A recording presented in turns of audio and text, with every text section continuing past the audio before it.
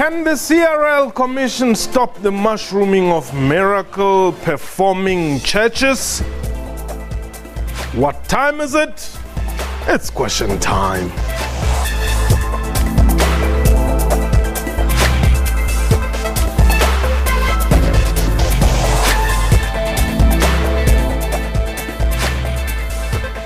Welcome to the show. Indeed, we welcome you joining us on Question Time. Today, my name is Mpho Tsedu, and indeed, my guest today is the head of the CRL Commission. And we're talking everything and anything that has got to do with what has been happening in this country, not only this week, but ever since the Commission released its report.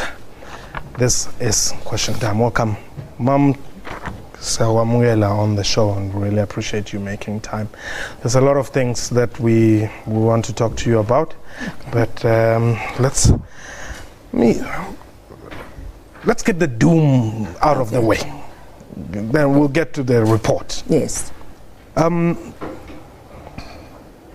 the doom prophet or the doom pastor came, into the public arena, the Commission's reaction was somehow cold for me. I mean, I thought you were going to say something very serious, and you said, oh, well, we can't do anything. People must come and complain. You see, the challenge we have is that there needs to be a victim. You know, the laws of this country say there must be a victim. Hence, we are proposing a different kind of, a regulation to solve this problem.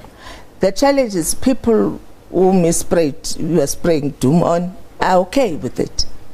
And when you try to go lay a charge at the police station, they tell you, well, if there's no victim, how can you then represent victims? We've tried it before with Pastor Mguni and the snake issue. We know it doesn't work. Hence, we're saying we need a different legal framework, which we're proposing in our report. Okay, so there's absolutely nothing the Commission can do about this? Well, we're sending summons to him to come and explain himself. But we feel the level of harm some of these pastors are causing goes beyond a little talk. You need to start being harder on the situation, because people are harming the religion itself. Christianity is a religion of billions of people around the world, and you're bringing the religion into disrepute. So we're looking at possibilities of regulating such that this stops and never happens again, once and for all. How are you going to regulate? And I guess this then takes us to the sittings that you had where you're talking to churches and all that. How are you going to regulate the church? You say what we're asking for is a peer review mechanism, which doesn't exist in the religious sector. You don't have a system whereby you see lawyers would have their own law society, doctors have their own, everybody is a professional. They have their own. So we're saying let's professionalize the religious sector and allow people to elect their own people who will sit around the table and monitor their behavior. And they're the ones who will tell us that, don't worry, this is within the Christian faith. You see, you might not know that, this doom thing is there, but it's there, Matthew chapter 7, verse 4. And then we should all say, okay, let's let it be. But if they are saying this is not part of our religion, it's either you stop or we then remove you as a pastor in this country, not to operate again. Kabelo, you are in Force Lawrence. Good evening, Mpho. How are you? I'm well, thanks for the call, my brother. I'm fine. Yes. Mpho, my question to the Commission chair then. Yes. I want to know who complained about all these churches that they are investigating, because they are busy investigating the churches. But today when we talk about the doom pastor, she says no one came forward and complained about that, meaning one of the Congress didn't come and complain about the doom. So all these churches that are busy investigating, it can be the finance, it can be the women's rights, who complained about those churches. Thank you very much. Thanks very much, Kabelo. You see, our act says we need to investigate when we think there's a problem in the cultural, religious, and linguistic communities. It even tells us how to conduct the investigation. It tells us we must send out summons and call people in. Hence, I said to you earlier on, we are sending him summons. We're still trying to locate him physically, and we're sending him summons. But what I was referring to is a criminal process whereby he will be arrested and then he will be taken to court and then to jail eventually. That one is not in the offering right now. Okay. So you went all over the country talking to pastors and everybody. And I mean, I've read your report more than once. Yes, you did complain about the, recommendations, this peer review mechanism. And I was asking myself, how is it going to work? Mapostola are not going to allow Bazalwane to review them. Exactly. Hence, we're saying they must have an umbrella organization. A lot of, other churches have formed themselves into umbrellas, where they say we're like-minded people, we're the same type of Christians, and we're going to have this umbrella organization. But what we're saying is that we don't see room for a group of pastors who are in the doom business and say we're starting a doom business situation. What we're saying is that, for instance, you'd find that in the old churches, the Methodist church has its own structure. They monitor themselves, they train their people, they do everything themselves. They discipline them if they do something wrong. So what we're saying, we're asking for a similar process. Because what we have now, it's independent churches, many of them. Some are saying 100,000 in the country. And we're saying let them identify, because freedom of association is key in the Constitution. Let them say, we associate ourselves with this group. Okay. They will monitor us. We submit ourselves to them. Okay. Peter, you are in Harangua. Yes. Welcome. Yes, sir. How are you? I'm well, thanks. Go ahead. All right. It's Peter in Harangua here. Yes. The thing that I see about these churches and stuff, it seems like there's a bit of competition there, because in Harangua, you go by the street here. You get another churches, they say from Mozambique or Zimbabwe or wherever. They are naked on the street. But I never heard somebody complaining about these churches or what. But come South Africa, if you see somebody who's trying to do his magic or whatever, magic is all over the world. You can even see. Whoa, Peter, we got cut there. But we'll just take that matter up only after the break. We're taking a quick break. When we return, we'll continue this discussion. And perhaps you've got a question or a comment to make to Umam Togo Mkwadenskalufa. She's the chairperson of the Commission for the Promotion and Protection of the Rights of Cultural, Religious, and Linguistic Communities. Gee, that's long.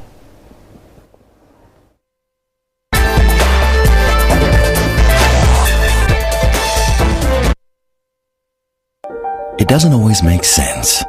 It's easy to ignore. It's always asking questions. What if cars could drive themselves? What if we could drive on the moon? What if headlights were lasers? What if cars could run on water or even air? It's called your imagination. And if you listen to it, Great things will happen. it's what we do at Audi. It's what we call Vorsprung.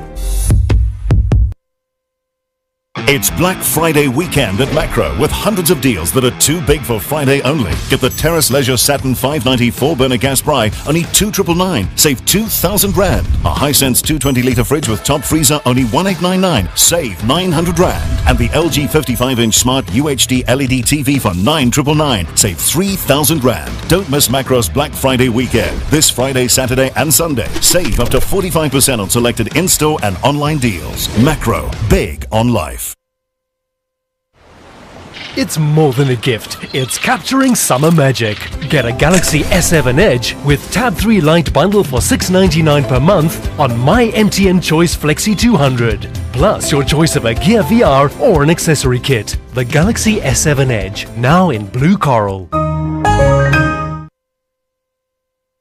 Celebrate the holidays at Macro with big festive season savings like a Johnny Walker 18-year-old platinum label whiskey gift pack with 2 glasses, only $9.49, save R50. Johnny Walker black label whiskey gift pack with 2 glasses, only $2.90, save R20. And Johnny Walker's best-selling red label whiskey gift pack with 1 glass, only $1.80, save R20. Share in these and other big festive savings for home, for business, for life. Only at Macro, big on life.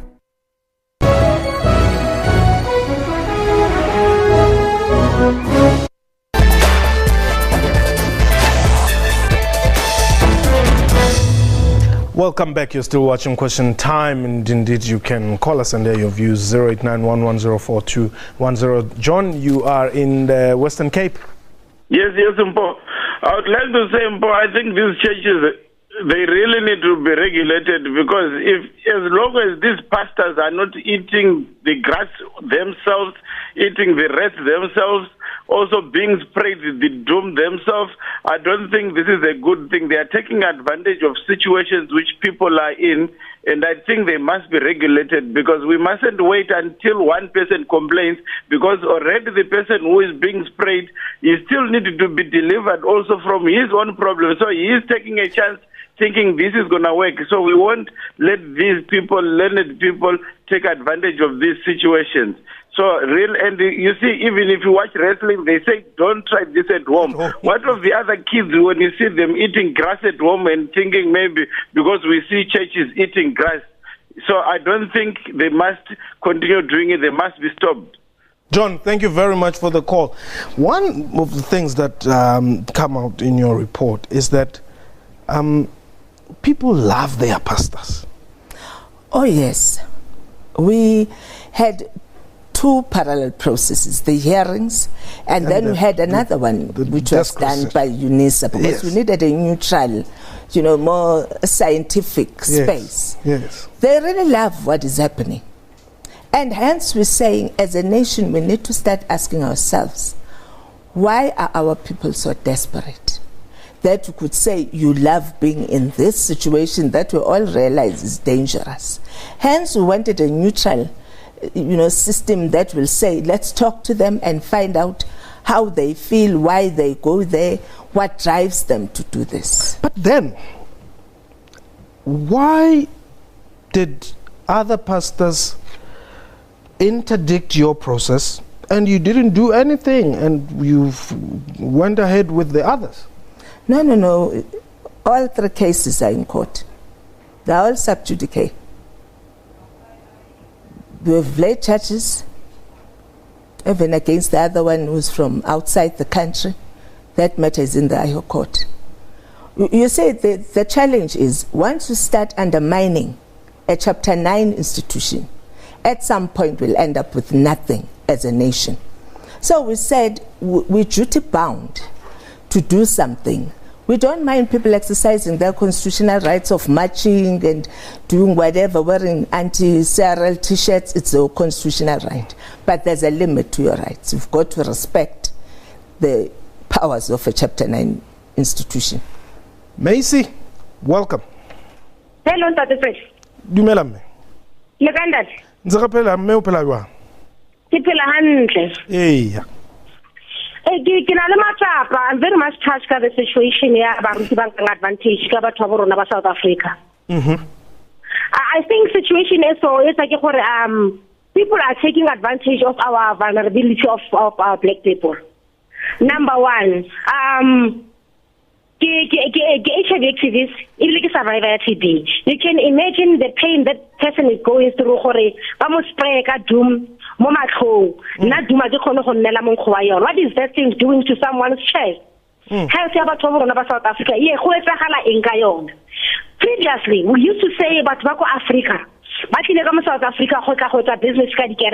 But now, to my surprise, South Africa, advantage South Africa. I cannot even stand the smell. Doom,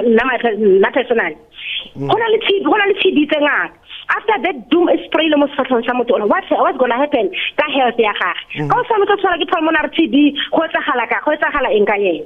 Macy, thank you very much for that point. Macy, they're just making a point that she thinks that at first people used to say that it is people outside the borders of South Africa from the rest of the African continent who are coming to take advantage of South Africans. But alas, it is South African pastors who are actually doing this. So she feels that the harm that a doom can do to a human face is quite severe.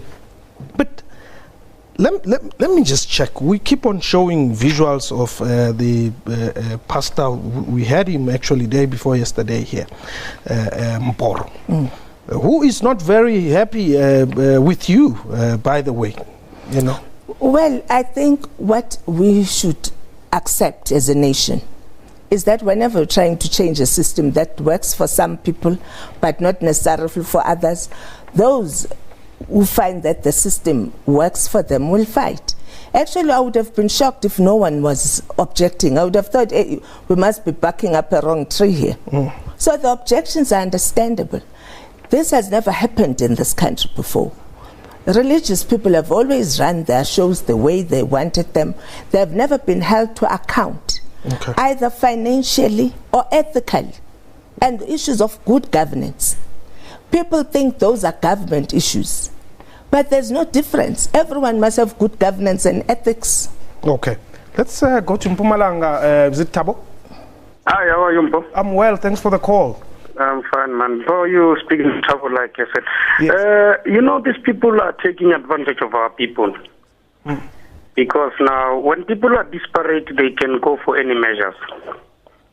And I was very much surprised when you called Pastor Mboro somewhere during the week. He was very much touched with all what this doom pastor is doing. Yes. So he didn't even want to watch those videos. But what about his own things that he is doing to other people? You see, this is a business. Now the other pastor is scared. The one is doing this and the other one is doing this. So I think they must be regulated, and that lady that's there, they must just do something about this. We don't have to wait until something happens to our people. Okay, thanks very much, Ndate Tabo in Mpumalanga. Ma'am, just give us some of the discrepancies with these churches. What is happening which you feel really, you know, even with monies and all that? There's some of them. Yes. You see that those that are running, you know, tight ship, you know, like a real good NGO. And then there are those who, for instance, would sell people things, would take tithe money, would take, you know, collections from the church and put them in their own accounts or in their closed corporation account. And when we ask them to account for where's the money going to, they say, no, I'm an entertainer, actually, they're paying to entertain me. And for me, that breaks my heart when we know we are a man of God and then we say we're an entertainer.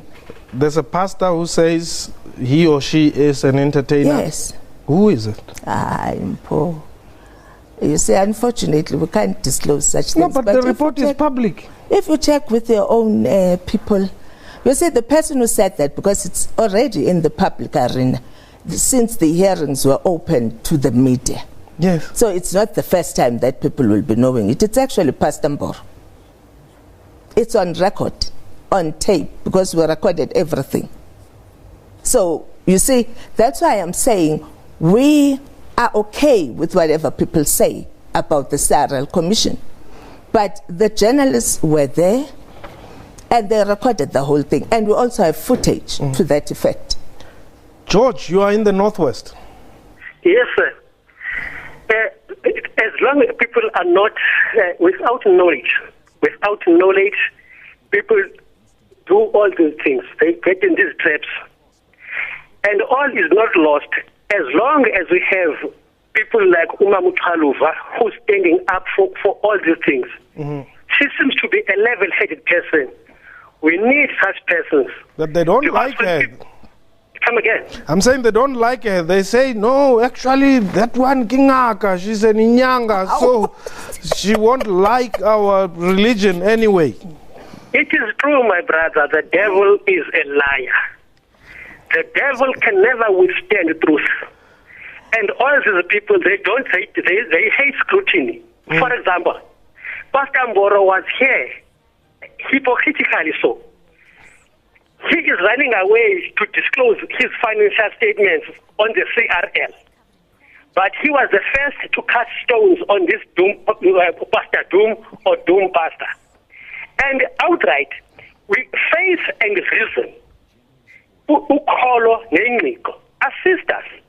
These things, they give us a clear approach. The word of God, when you test it, it clearly shows that this is just an anti-Christ movement. Okay. And we need to defeat this only and only with proper knowledge. Bob George, thank you very much there in the Northwest. Ma'am, there was a point around foreign pastors, yes, as they are called.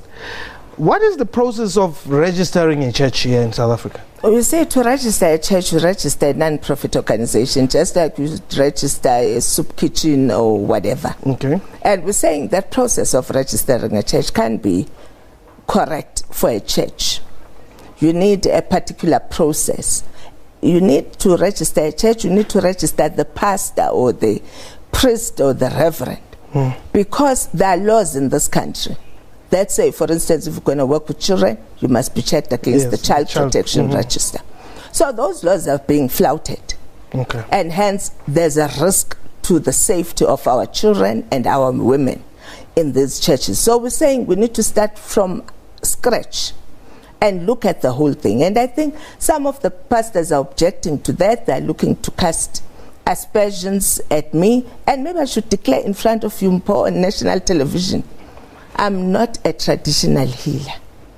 You see, my ancestors have not told me anything to that effect. I'm a full-on Christian, christened and confirmed. I'm a Methodist congregant. So in case there was an understanding and misunderstanding, well, my ancestors have not said anything to me. They've been quiet in that area. Okay. Itumeleng. Thank you, Mpo. Hello, Mpo. Yes, go ahead. Yes. You know, Mpo, there's one problem that I have about this situation. If this was a white man spraying this on black people, I'm telling you there will be an uproar. CRL won't be alone to solve this issue. Even the Limpopo Health Department, they won't be alone trying to solve this issue. If it was white people doing this to black people, political parties will be involved, the Human Rights Commission will be involved. Right now, everyone is just keeping quiet, people are just laughing. And to those people who are saying doom has killed them, I mean, they are missing the point. A harmful substance was used. You cannot just expect people to keep quiet when a harmful substance is being used to heal other people. People must talk. And now I support the CRL. We need the CRL. The CRL just needs more margin. We cannot just have people doing things as they wish. We need order. Where there's order, there's peace of mind. Where there's peace of mind, people can progress. Okay, thanks. Thank you very much, Timel. You know, one of the points as we conclude, Ma'am, was that, but the CRL knows who is breaking the law. Why don't they just go straight to that person and stop calling everybody as if everybody is breaking the law? You see, the thing is, what does it mean to break the law? Because we only know whether you're doing the right thing or the wrong thing when you come and tell us I'm registered here. Here are my annual financial statements. This is how I do my business. So you needed to go on a countrywide, and then you do the research and you pick and choose random sampling. Yes. But not all is doomed. No. Not that doomed, but I mean, there are model stories. You see, what we discovered in terms of the random sample, we discovered that it's maybe only 5% of people who are doing the wrong thing. It's just that those that are doing the wrong thing are doing it to another extreme. You say, like this week, other pastors were praying and praising the Lord and doing normal things. We're not talking about them. We're talking about the wrong one. But the others, you know, some of the churches were amazing in terms of how they are working to keep order in those churches. I always say God likes order. God can't be part of this disorderly situation. So what is going to happen? The report is there. The report is out. What's next? We've asked the religious leaders to comment. Okay. They've said they needed an extension until end of June. Okay. We said end of June will be too late. We appreciate it's now, holy space and time. Let's give you until end of February, and then let's wrap this thing up and set up these things and solve this national crisis. Okay. Are your findings binding? Oh, they are. That's why we want to make sure that they all agree to them. Okay. And then they'll have to be implemented. Okay. Yes. Thank you very much. That was question time for today. A big thank you to my guest and to you for watching the show. From me and the crew, you have yourself a wonderful time. I have a hot.